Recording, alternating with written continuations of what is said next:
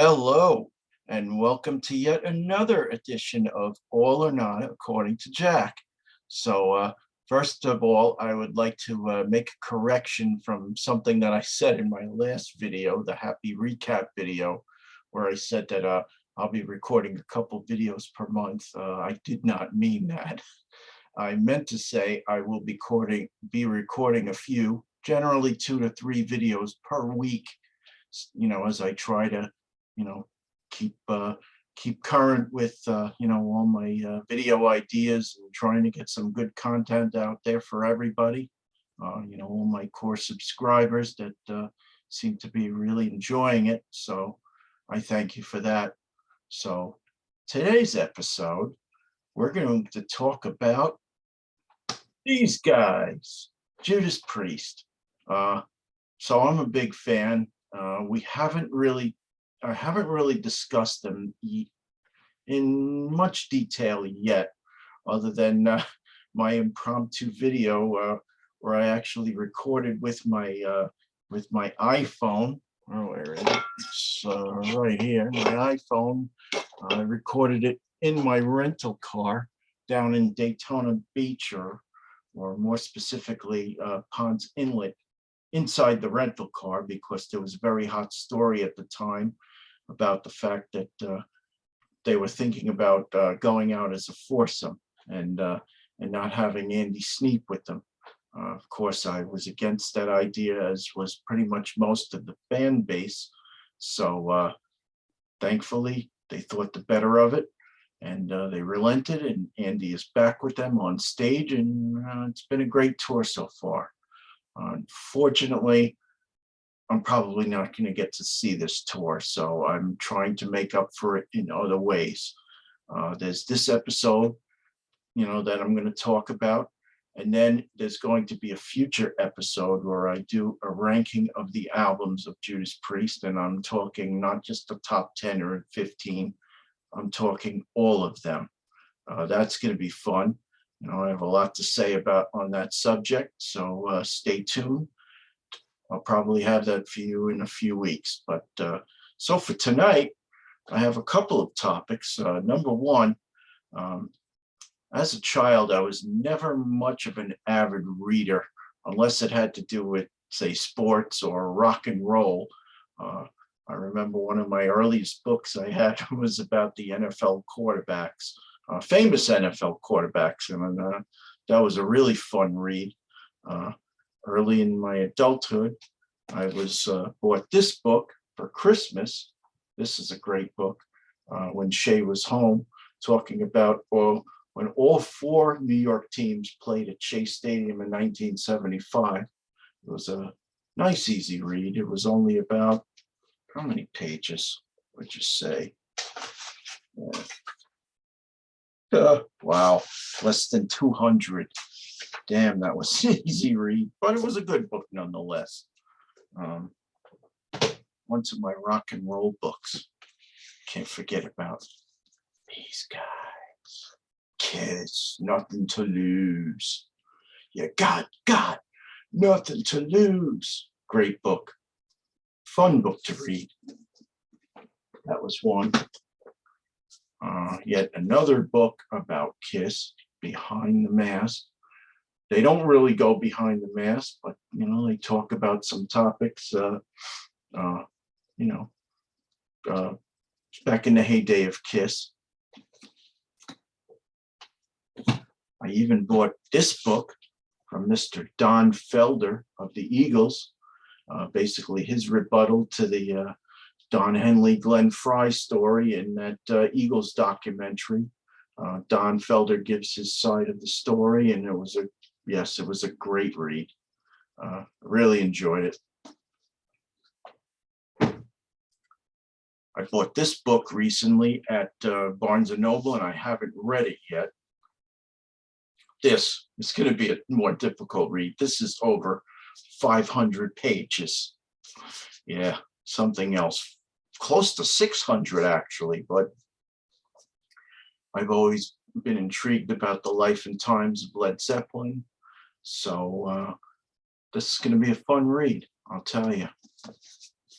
But The topic for tonight is a book that I just bought from Mr. Martin Popoff. This book, if I can get there. Yeah. Well, first of all, I'm going to change the background since we're talking about my wonderful band Judas Priest. They deserve a better background, so let's get to it. The Sad Rings of Destiny background. Isn't that a beautiful work of art? Supposedly, this actual painting sits in the office of some head of Gold Records who tried to screw Priest. When they left and they went to Columbia Records, and they couldn't get the rights to their back catalog. It took them many years to be able to put that out there.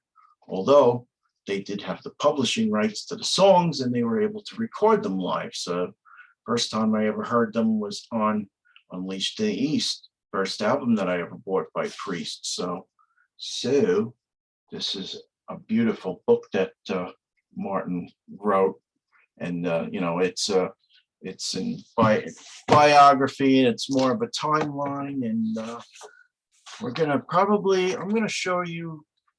gonna basically talk about the first 95 pages. Then we'll talk about the remainder of the book at a later date. So I just want to show you some of these pictures. I don't want to give too much of the book away. There's Mr. Halford, all his glory.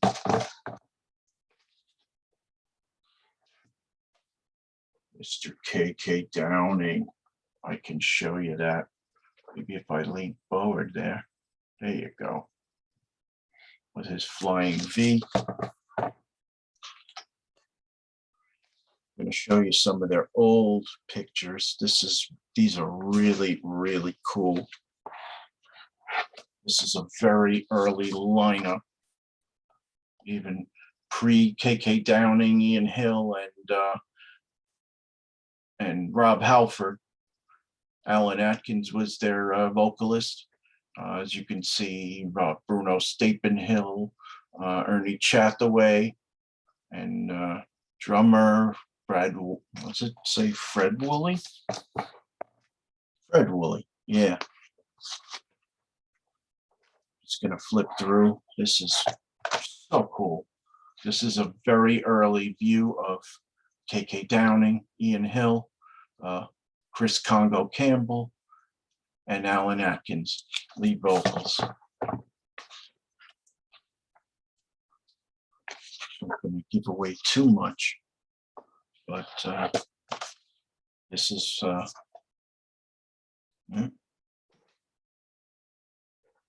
there we go. This is the original fivesome. You can see an early picture of Halford and Tipton to the right of that, with the Rockarola advertisement. Oh, what else can I show you?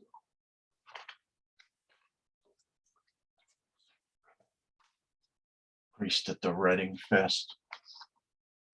So cool.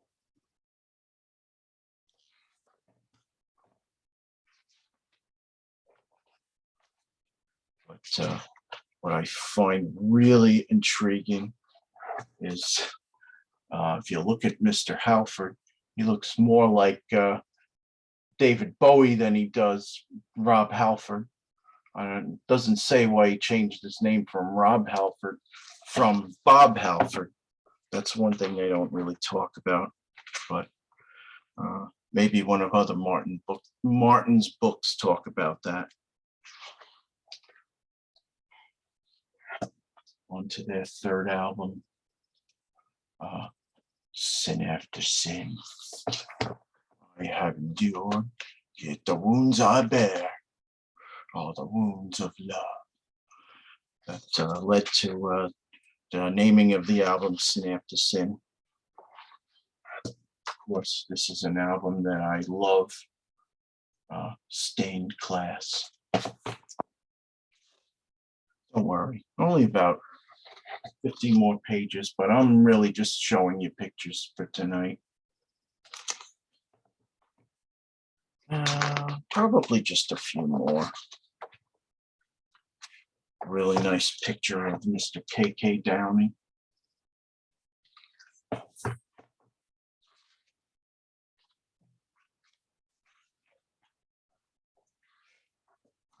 Mr. Tipton in a red jumpsuit. Does that beat all? Mr. Halford looking more like he could be dressed for a gig with the Clash as opposed to Judas Priest in that picture. But pretty soon we'll talk about my next topic of the Priest. This was the day before they played at the Calderon Concert Hall, which is right near where I live, July 3rd, 1980, on the British Steel Tour.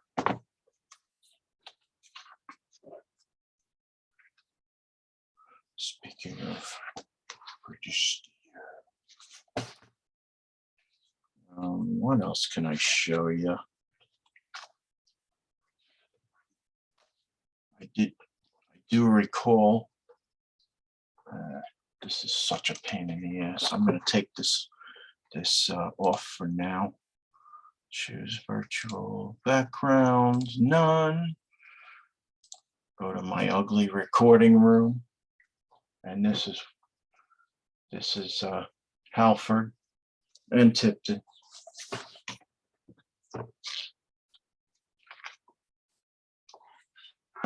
Another great photo of Halford and Tipton. Just have a few more to show you. This is nice pictures of the guitar duo of Downing and Tipton, and Rob with a machine gun. That's about all I think we'll cover for now. Other than so this was right around the time I went and saw them as a headlining band, major headlining band at a and if you look really closely right here, I used to have this sticker that they gave out. This was WPLJ, the rock station that basically wimped out on us and went to top 20s crapola music in the 90s. Oh, and also I do remember this cover of Hit Parader. I bought this edition with KK on the cover, talking about their upcoming new album, which Cream got wrong at the time. They called it Screaming with a Vengeance, not Screaming for Vengeance. This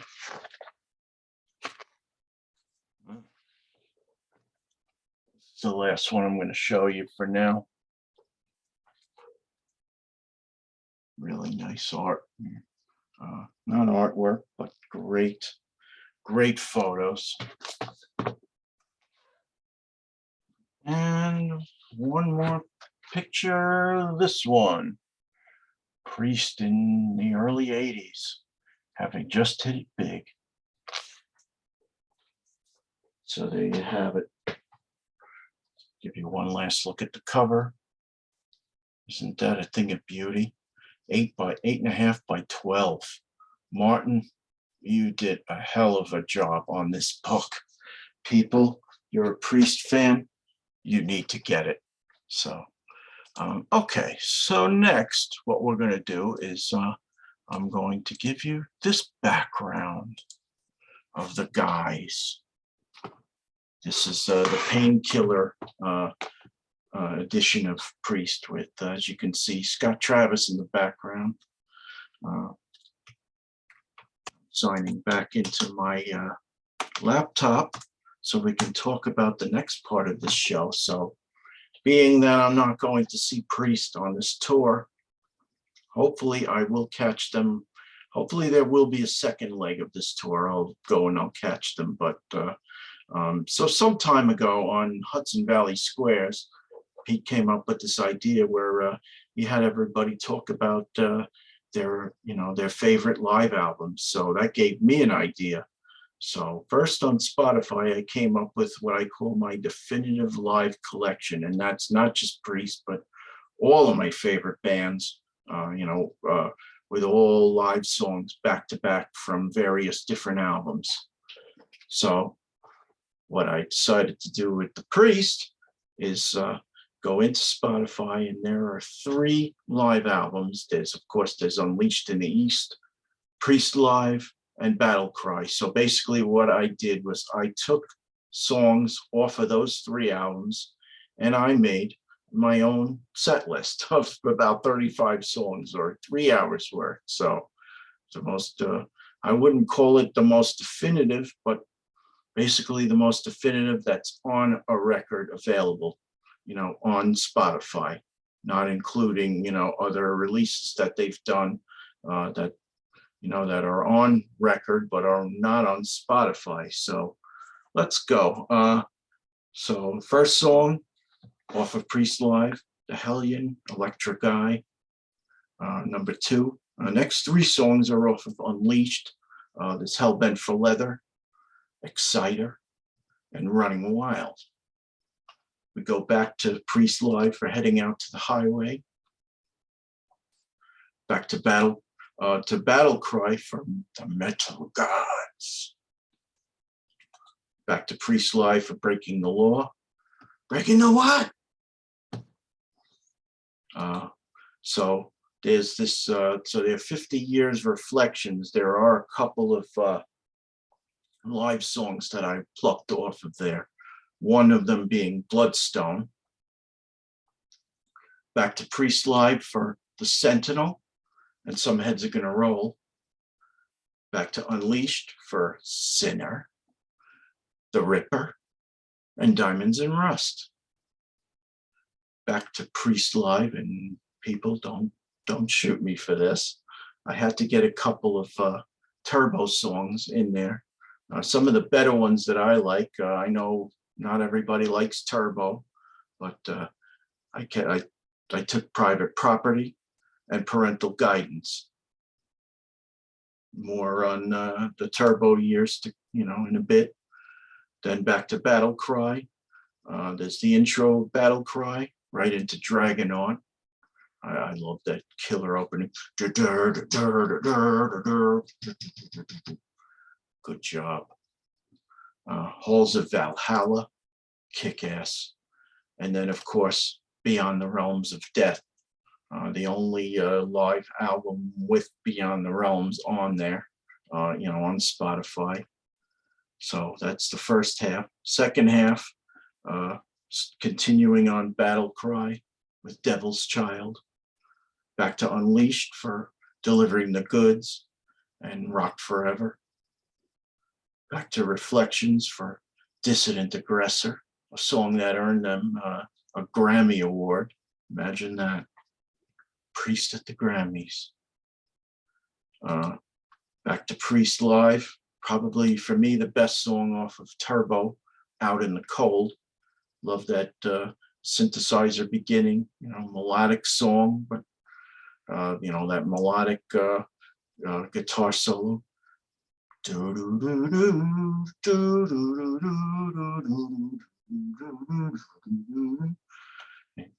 You know the rest. And then, of course, Rock You All Around the World. It's a little bit, cheesy.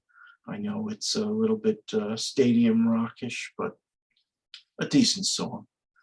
Back to Battle Cry for Redeemer of Souls. Back to Priest Live for Free Wheel Burning. Back to Unleashed for the Starbreaker.